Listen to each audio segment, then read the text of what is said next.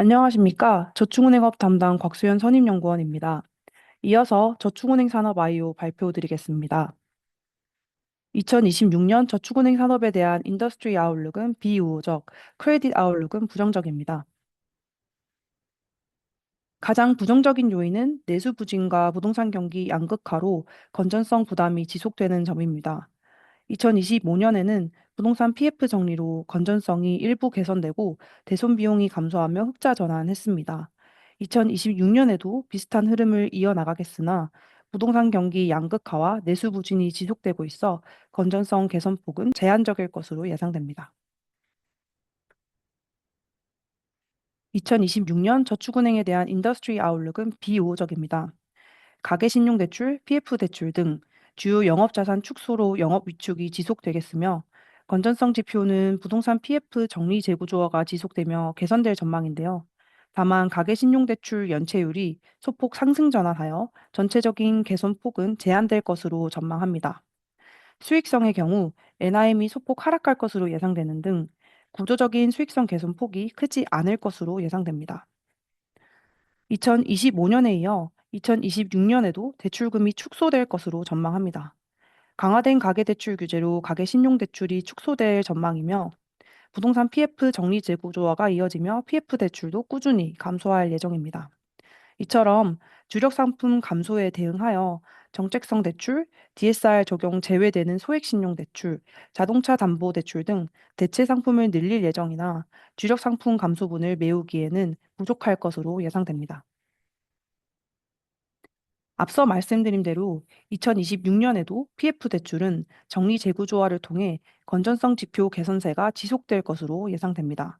다만 개선폭은 예년 대비 크지 않을 것으로 예상되는데요.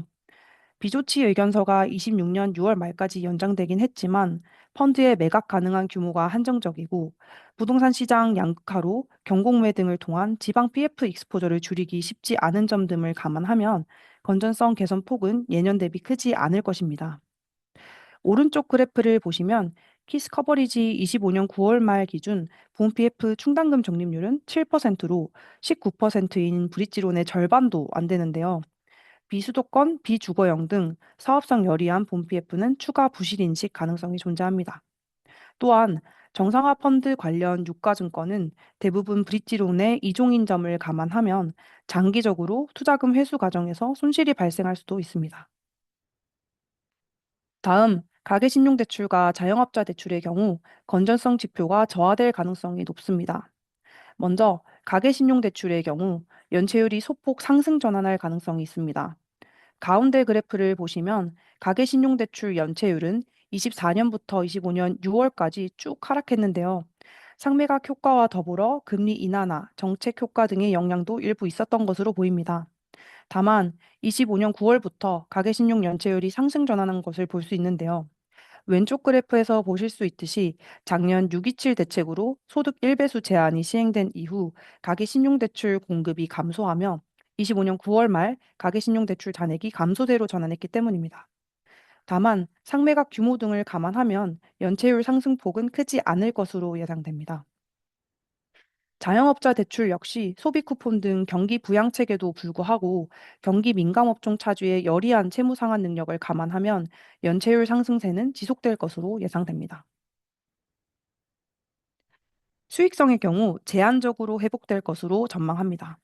왼쪽 그래프를 보시면 키스 커버리지 기준 25년 3분기 누적 ROA는 0.6%로 24년부터 대손 비용률이 떨어지면서 ROA가 조금씩 개선되고 있는 모습인데요. 26년에도 대손 비용률은 하락세로 지속되겠지만 NIM이 소폭 하락하면서 개선폭은 제한될 것으로 예상됩니다. 고수익 자산에서 저수익 자산으로 포트폴리오가 전환되면서 대출 금리는 하락하는 반면 조달 금리는 현 수준과 비슷하게 유지될 것으로 예상되기 때문입니다.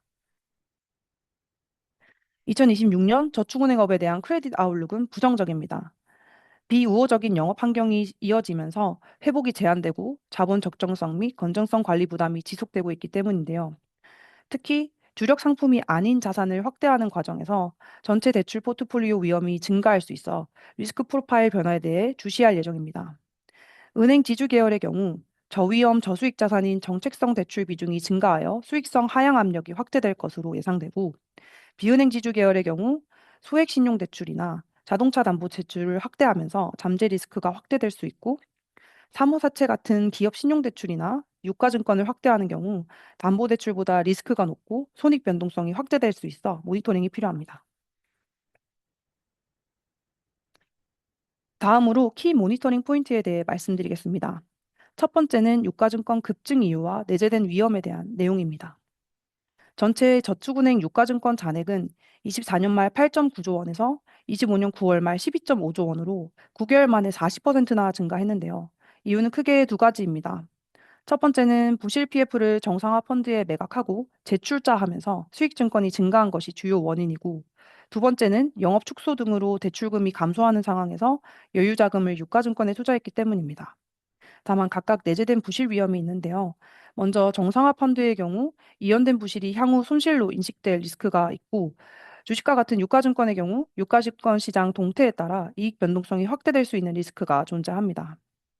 다만 총 자산 내 유가증권 비중은 25년 9월 말 키스 커버리지 기준으로 6%, 전체 79개사 기준으로 10% 수준으로 높지 않은 점 등을 감안할 때 아직까지 크레딧에 영향이 있는 정도는 아니라고 생각됩니다.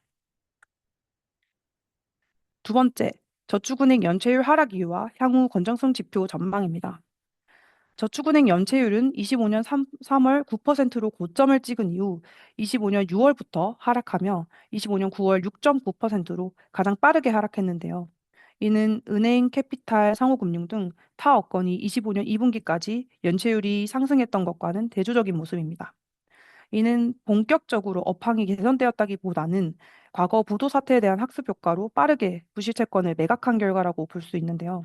특히 가계신용대출 매각 효과도 일부 있었지만 부실 PF를 정상화 펀드 등에 매각한 효과가 컸다고 분석되는데요. 2026년에도 전체적인 건전성은 개선되겠으나 부실 채권 매각 규모가 25년 대비 크지 않을 것으로 예상되고, 가계신용대출에서의 연체율 상승 부담도 있기 때문에 건전성 개선 폭은 제한될 것으로 예상됩니다.